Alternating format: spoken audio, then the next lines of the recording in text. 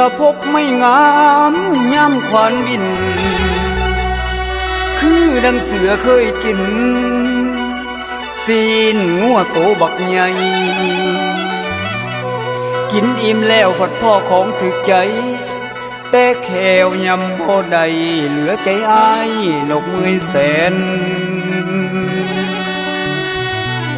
ลาน้องสาว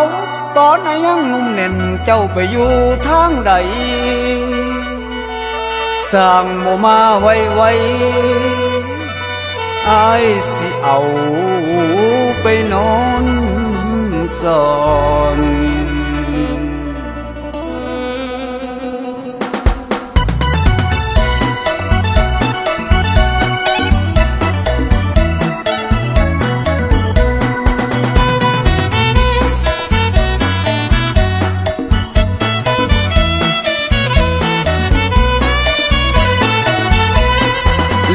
ใจแห้งพบไม่งามยามทวนบิน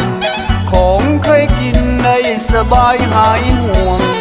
แต่เดี๋ยวนี้ขวัญให้บินทั้งดวงเจ็บในสวงโอ้ไม่งามตั้งใจอยากสิตากกะยานตาบอกขาดทั้งฟันทั้งฟ้าทุ่มมืดเหงื่อแห้งกายใจเกินลอยหอยอยู่ถึงเส้นได้หากสิทุ่มแห้งกายกะยานหืดขึ้นคอเป็นยังน้องบ่พองามงอนตอนอ้ายยังหนุ่มดอกบ่จุ๋มไปหลงหลีกๆซ่อนที่อยู่ใสตอนที่อ้ายมีเหงื่อมีแห้งสร้างสารกะบ่ปานดอกเด้อน้องดอกเด้อน้องตอนนี้เหงื่อแห้งบ่ถึงร้อยแต่ใจคอยมันเกินล้านเปอร์เซ็นต์ของเคยมักยำบ่ได้กะสิเข็นสิคอยเน้นเล่มกินให้แซ่บสม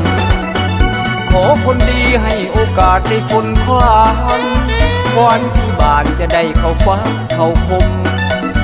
ถึงวันนั้นยอดตะหวานคงซื่นสมมันใจแอวกลมต้องถือใจ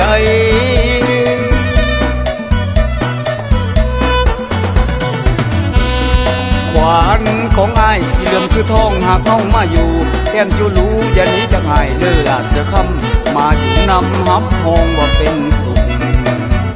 หากเจ้าเลี้ยงสร้างเขาขายงานั้นมีค่าคันเจ้าเลี้ยงสร้างน้อยตายจอยข้าบ่มีเด้อลาเด้อ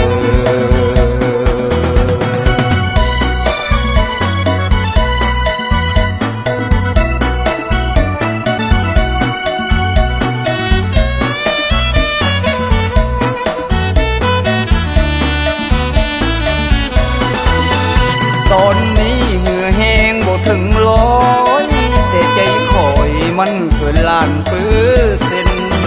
ของเคยมักยำบ่ได้กะสิเข็นสิคอยเน้นเล่มกินให้แซ่บสมขอคนดีให้โอกาสได้ฝนความควันที่บ้านจะได้เข้าฟ้าเข้าคมถึงวันนั้นยอดตะหวานคงซื่นสมมันใจแอวกลมต้องถือใจ